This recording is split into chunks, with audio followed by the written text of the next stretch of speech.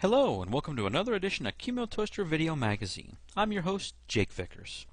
In this edition of Qmailtoaster Video Magazine, what we're going to cover is piping email into a script. Now, why would you want to do this, you ask? Well, for example, exactly what I'm doing here is I'm writing a email test script that will allow you to send an email to a special email address, and the email that you send will then get sent to a script. The script's going to process the email and then send you a response back. In my particular instance, what I'm doing is I'm setting up something that will, for you, the Qmailtoaster community, will check your emails and then give you a report back, basically letting you know if your SPF record was valid, your domain key was signed, whether or not you were using DKIM, and things of that nature. And it'll send you a nice little report back, just letting you know how things were working out. And you can pretty much easily do this by just adding a real simple file to the directory, and what that'll do is then showing you in this video, you pipe it into a script that the email will be piped into, and the script can process the email. Sounds pretty self-explanatory, and we're going to cover that in this video. Since we're going to go ahead and do actual live testing with that here, I am logged into the Qmailtoaster server itself, the one that all the files are served from and email is served from and everything else, because we're going to actually do a live test on here. Also in Firefox over here, I'm logged into Squirrel Mail using my address for the Qmailtoaster website, and once I get the script piped in and running, what we're actually going to do is we're actually going to send a test email, and you can see that it does work. So since we're this far into it, let's just go ahead and jump on into it, and I'll show you exactly what needs to be done to pipe an email to a script. The first thing obviously you're going to need to do is you're going to need to create the email address, in which case I've set up for this example. Now don't try this because I'm going to delete this example as soon as everything's over, is I've set up test@qmailtoaster.com. And as soon as I'm done with this video, I'm going to delete that email address, so don't try sending anything in there because it's ultimately not going to be the address that I use for my testing script. Since I've already got that script set up, or that email address set up, and I've already written a Perl script that I'm going to pipe the email into, which you can use any script you want. It doesn't have to be Perl. You can pipe it into a Bash script. You can I know I've set up one before where you piped it into a PHP script for payment processing. And the way that one worked was you made your payment and it sent out to you made the payment to the website, and they were using a payment gateway that would send them an email back to a specialized address, which was just like billing@whatever.com, and the script would then take that email, and it was just a PHP script, and look for certain key things in the email. Obviously doing some checking. It would verify that it was sent to the correct address, verify it came from the correct server. There were some other security checks that it also did. And then it would look for other key terms to see if payment was processed and how much, and make sure that it matched everything. And then it would grant you access to, what they were granting you access to. So I guess in a roundabout way, what I'm saying is it does not have to be a Perl script. You can use pretty much any script or pipe the email into pretty much anything you want. You can use a Perl script, a Bash script, a PHP script, a Python script, a C program, whatever you want to pipe the email into. So I'm going to go ahead and I'm going to get into the user's directory, which I remember, let's see, cd home, vpotmail, domains, Qmailtoaster, and test.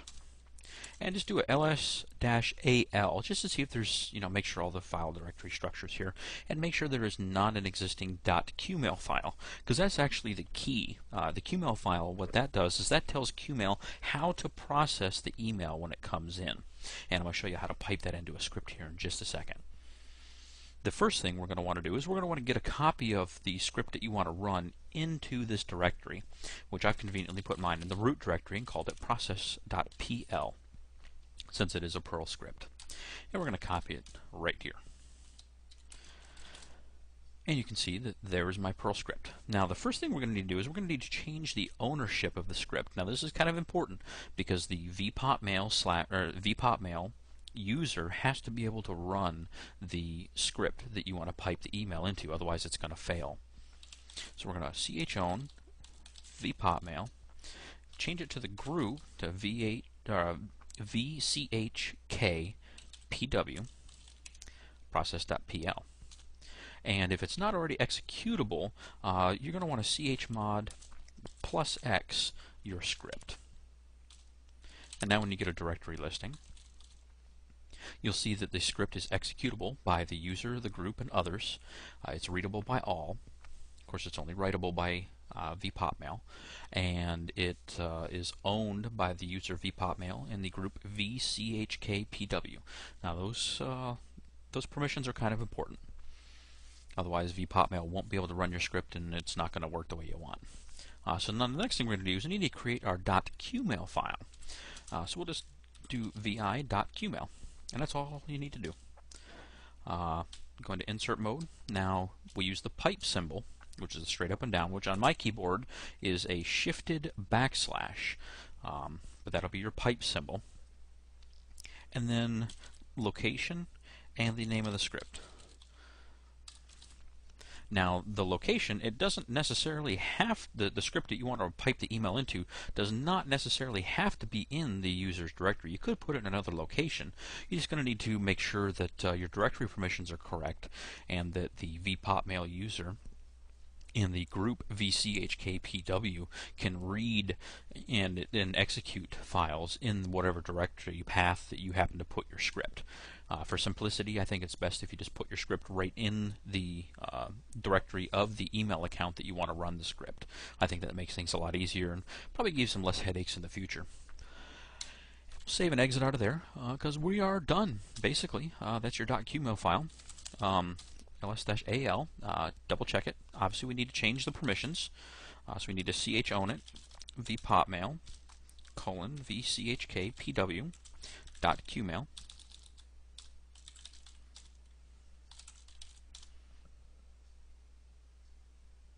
And it's also a good idea to chmod it 600, just for security purposes.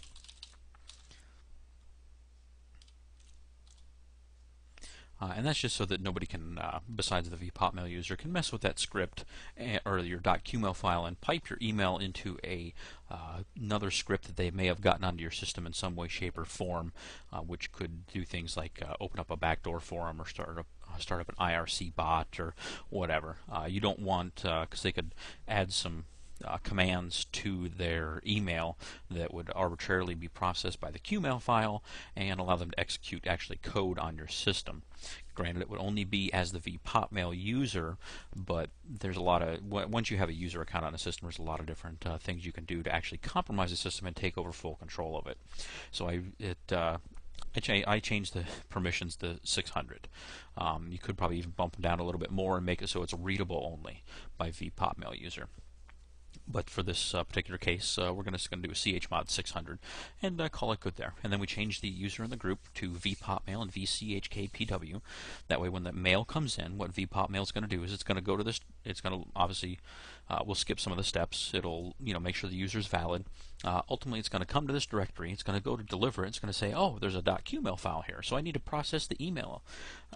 I need to process the email the way the .qmail file tells me to, and it's going to look at it and say, okay, I am going to pipe the email into this script called process.pl, and then it's going to pipe the email into that script, and that script will then, in my particular case, the script I have here, it's going to process the email and send you one back.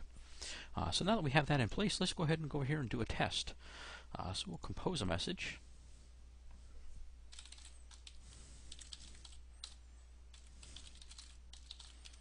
And for my particular case, it doesn't matter what you actually put in there. Now, before we send the message, let's come back over here and let's tail our log file, which, let's see, I believe I have the Qmailtoaster plus package installed on here. No, I do not.